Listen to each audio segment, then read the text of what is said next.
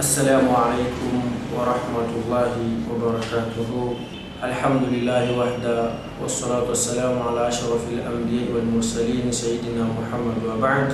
Shalom nabi Yesu basiliko za ba Islam te mbote na bino kola na mibenga mina kombo ya Talib Mustafa Tutu ibn Suleiman de kombo na ngai zali Mustafa Tutu mwana ya Suleiman.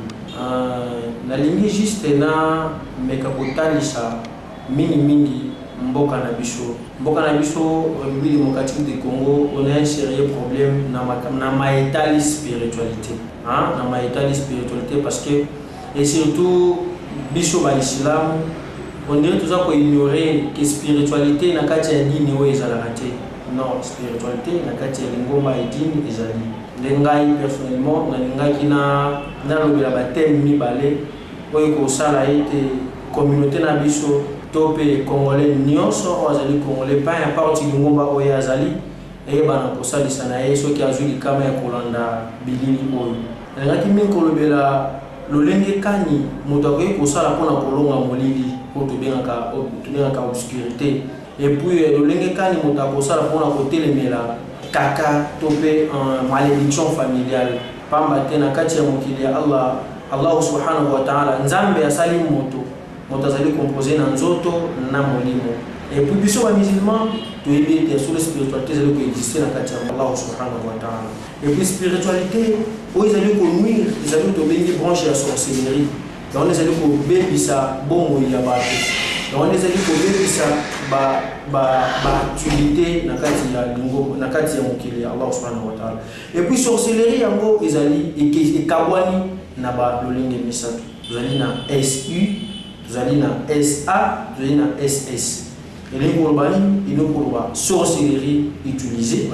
SI, SA, ils sorcellerie engagée, et puis SS, ils sorcellerie sanguine. La sorcellerie, on a mis ça tout. La sorcellerie, on a mis ça tout, réunir, et puis on a mis ça tout, Allah, pour ça,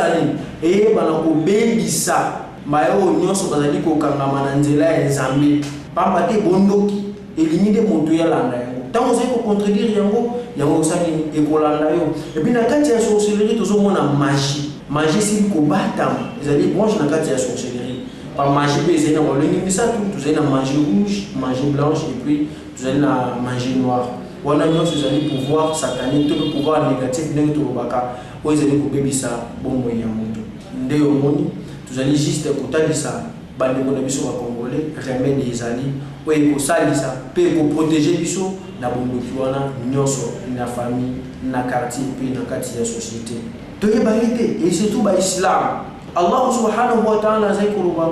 ba'dahum bilimna shaytan ar-rajim zambi alubi wa ma hum bidurrin bihi min ahad illa bi idhnillah sadaqa al-azim. Eli kurbani zambi azoba ba onwir mutute nani bi wani zai kozongela sorcellerie to pe magie wa ma hum bidurrin bihi bango ba konwir mutute na mayo bazaye yango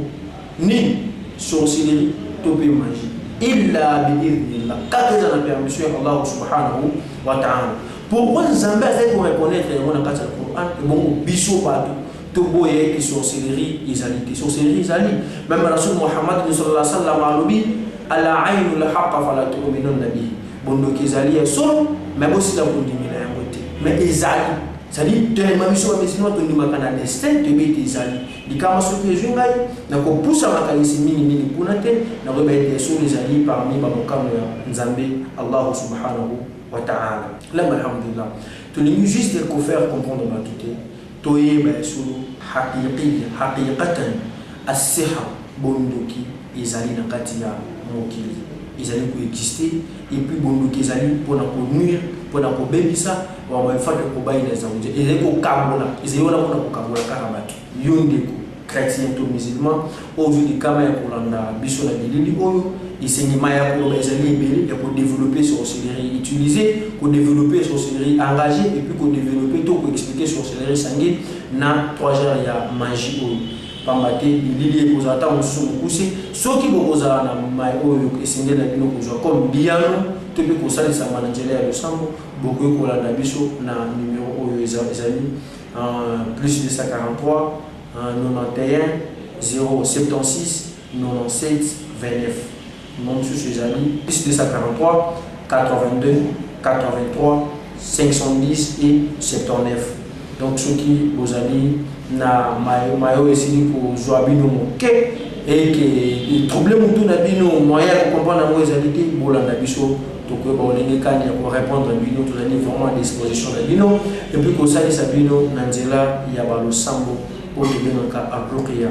aux amis délivrance et surtout dans le islam roquia les amis poser grand problème dans la communauté bénir à roquia et poser grand problème pour ceux qui habitent motazaki na bokono motazaki na bondoki atelemi abalaka ko telema te bondoki kangaki moto atelemi mbala moko bato mingi bazali ko lobana kati ya dini oyo non ezali bondoki moto ana sela ka ba jin moto ana sela ka boye subhanallah Allah subhanahu wa ta'ala ati karama epa ya bato oyo c'est espèce bato grâce pa mate miracle ezali juste na kati ya mokili miracle ezalaki kaka pona bantoma bato ya lelo Allah bismo karama vie ya ba effort spirituel bazali nango et puis ba islam ba non musulman to bana kozana to bana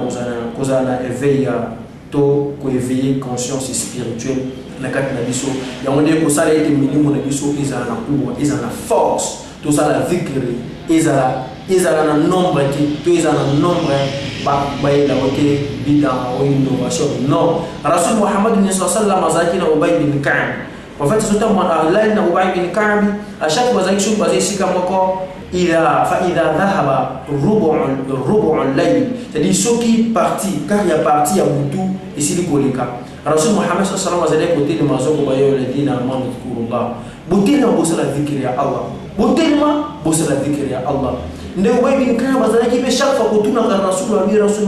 Rasulullah et bon ceux qui na sali le sabu na telemi na sali dhikri et que na lekisindi ko ici so lekisindi les animaux malabu mingi c'est-à-dire dhikri ko lekisa ndelo to utana na nini izaina na yangona izaina problem ki njoka ne yango izali kusala nini kupesa kuwatu nafsia zile kupesa force ya mulimo ya moto